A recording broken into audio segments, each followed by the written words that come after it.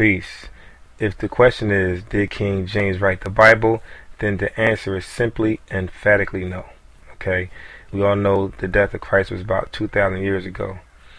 So that's when this so-called religion of Christianity started. The Old Testament was first written in the Hebrew and Aramaic languages about 250 years before Jesus' birthday. Okay? It was translated into Greek. This text was called the Septuagint. All of the New Testament was written in Greek. About 350 years after Jesus' death, Jerome, who was a leader of the early church, the early so-called church, translated the Bible into Latin, the language commonly spoken by many people at that time. So take note of that. Several hundred years later, most people no longer spoke Latin. Alright? But even so, Jerome's translation, called the Latin Vulgate, was the official Bible in Western Europe for more than 1,000 years. So more than 1,000 years, the majority of people did not speak Latin, but the only Bible they had was written in Latin. Okay, these people spoke English, or a different language other than Latin, obviously. So the only way you can get your the only way you can understand what's going on in the Bible or interpretation, you get it from the Catholics. They spoke Latin fluently. So the Pope had the Bible interpretation on lock. Alright? In the late 1300s, John Wycliffe came to believe that it was important for all so-called Christians to read the Bible in their own language.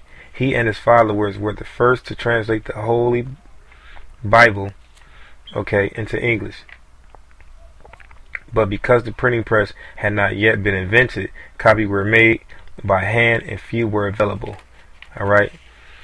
And as a result of him translating the whole entire Bible to English, the Roman Catholic Church killed him, burned him, and burned all his copies, or tried to burn all his copies.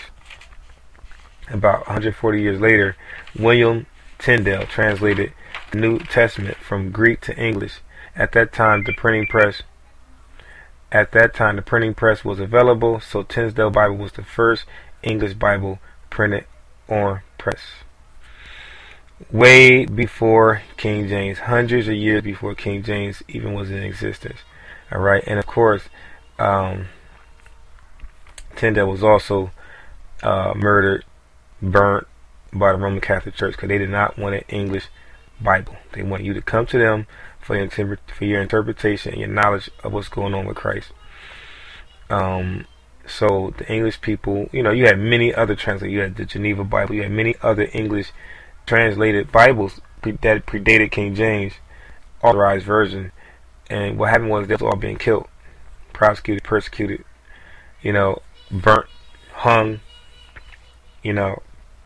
So the country wanted an authorized version from the king. So now, if you have a problem with the translation, we don't have to die for it. You got to take that up with the king. Take that with the army of England. So that's why it was a high demand for an English translated Bible. So King James, it wasn't even his idea. It was just a high demand. And that's why it's called the authorized King James Version. It's the only Bible that was backed by a king, or backed by a country, backed by an army. Other than that, you had individuals translated, and you had individuals dying. So that's the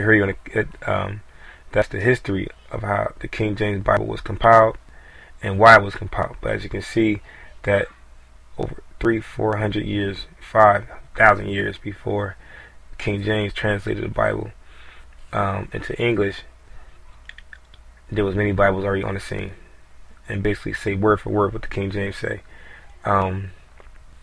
Actually, the King James Bible is the last translated English Bible from England. Not even, it's the last. And he didn't translate himself. He didn't speak Latin, dummy. He hired 54 scholars. Only 47 pretty much translated the Bible from Hebrew to English and the Greek into English.